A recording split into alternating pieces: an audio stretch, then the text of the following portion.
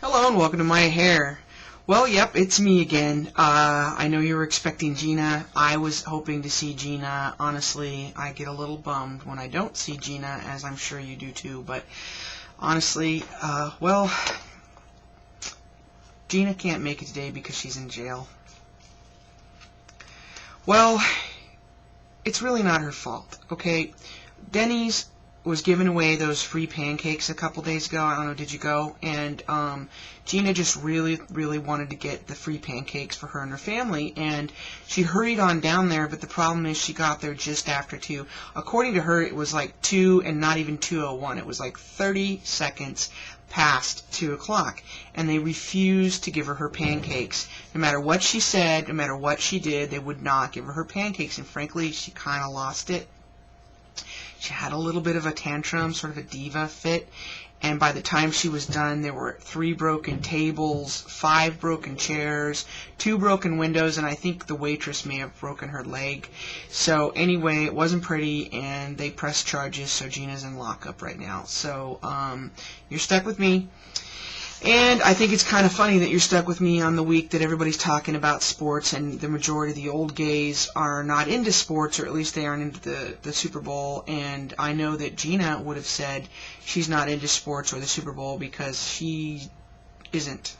And it's funny to me because I am, so I come to kind of, skew the numbers for you all. And I like to think of it like I balance it out for you in the universe. You hate it, I love it, it's a thing. Anyway, so yes, I do love the sports, in particular baseball and football, but football by far. I watched the Super Bowl. I watched every second of the Super Bowl, so I took care of that for you too. Don't worry, it's all balanced in the universe. But even though you're not into sports, there are some things about the Super Bowl that might have interested you.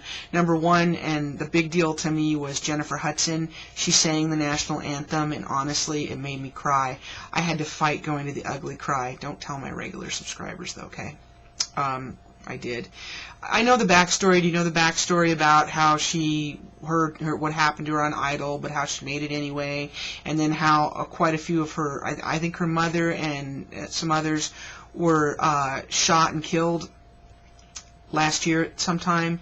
It's just been a really rough time for her, and when she first started to sing, they were close up on her, and she kind of took a deep breath, and I thought, oh, hold it together, sweetheart, you could do it, you could do it. And she just knocked it out of the park. I mean, it was one of the prettiest national anthems I have ever heard, and I get choked up on the national anthem anyway. I just do. I don't know why.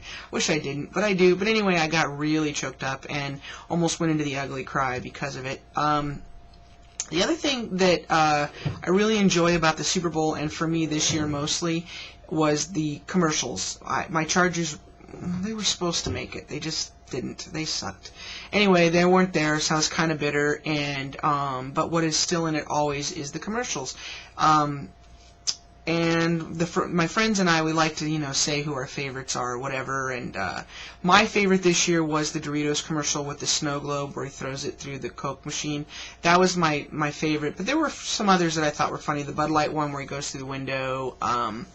The Conan O'Brien one where he does that foreign commercial was kind of funny. And there were some other ones. So there, it didn't disappoint. There were good Super Bowl commercials. And I probably should mention the GoDaddy one, even though it wasn't my favorite. It seems to be every straight male's favorite. So commercials were awesome, and the game ended up being a game worth watching towards the end. It was a fight, and that was good.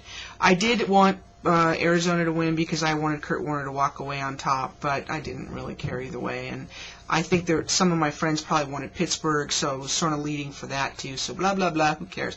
I was rooting for good commercials, and I got them.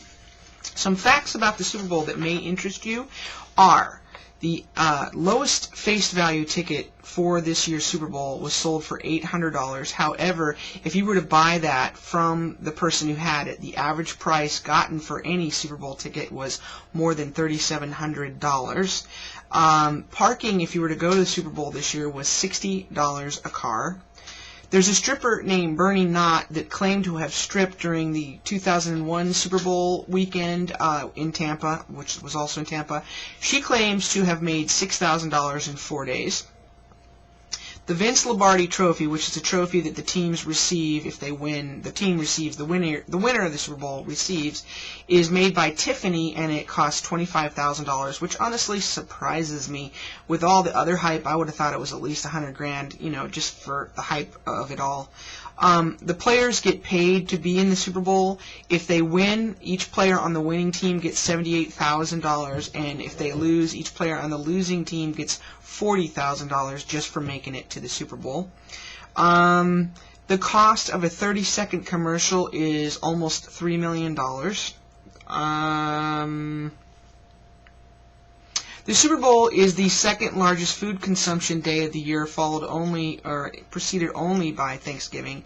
And finally, there is an urban legend that during halftime, sewer systems have been known to fail due to the tremendous amount of toilets flushing. I say urban legend because I looked at it at Snopes, and Snopes claims that it's a legend. However, they do cite in 1984 that Utah's sewer system failed during halftime. So, I don't know.